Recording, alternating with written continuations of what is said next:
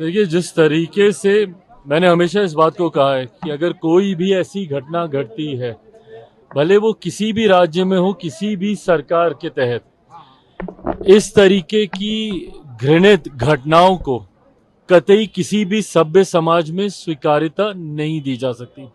और जो भी दोषी हो, उसके ऊपर कड़ी से कड़ी कार्रवाई होनी चाहिए।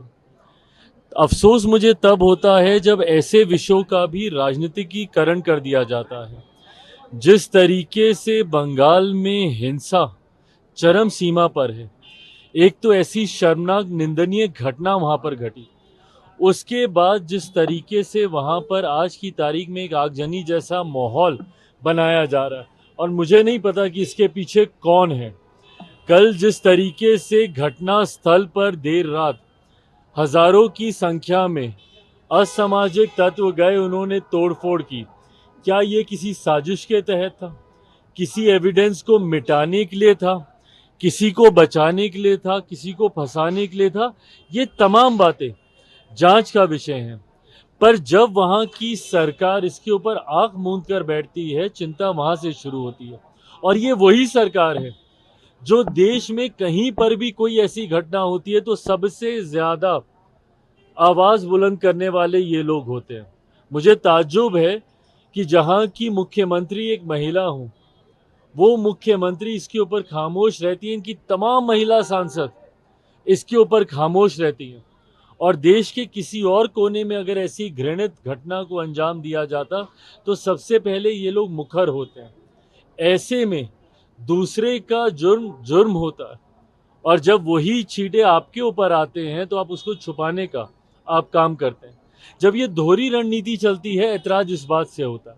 मैं पुनः दोहराता हूं, देश के किसी कोने में आज मेरे प्रधानमंत्री आदरणीय नरेंद्र मोदी जी ने भी अपने स्वतंत्रता दिवस के कार्यक्रम में देश को संबोधित करते हुए सुबह अपने वक्तव्य में भी ये बात उन्होंने प्रमुखता से कही कि समाज को भी जिम्मेदारी को लेना होगा।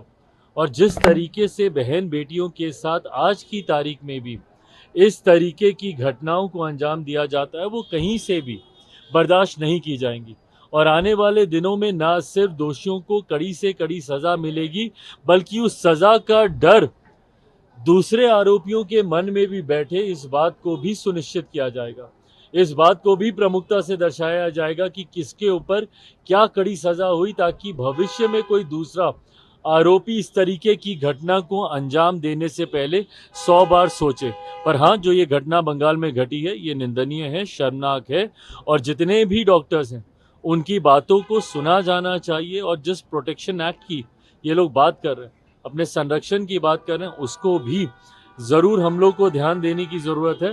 पर साथ ही में ये सिर्फ डॉक्टर या किसी एक क्षेत्र से जुड़ा हुआ विषय नहीं है, ये महिलाओं के सम्मान की बात है, जिसपे हर सरकार को संवेदनशील होकर कार्य करने की ज़रूरत है। नहीं, बिल्कुल अच्छी बात है, निकालें भाई। पर ये वही लोग हैं जिनके शासन काल में कानून व्यवस्था क्या थी, वो किसी से छुपा नहीं है। हाँ, मैं ऐसा नहीं कहता कि आपके समय में ज़्यादा थी और हमारे समय में कम है, इसलिए ये उचित है।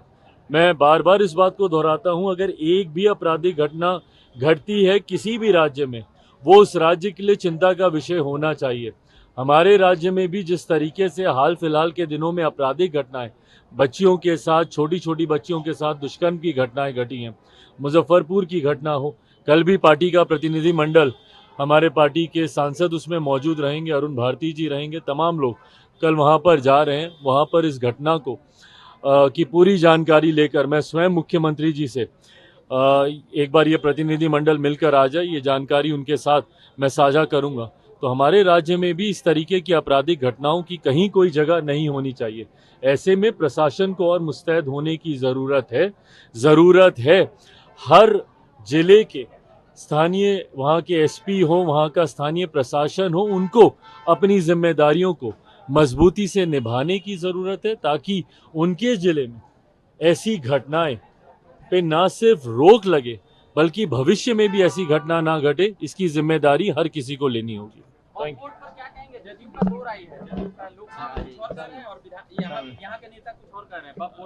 भाई, मुझे नहीं पता कि किसकी क्या राय है, बट वक्फ बोर्ड को लेकर हम लोगों ने अपनी सोच हम लोगों ने स्पष्ट कर दी।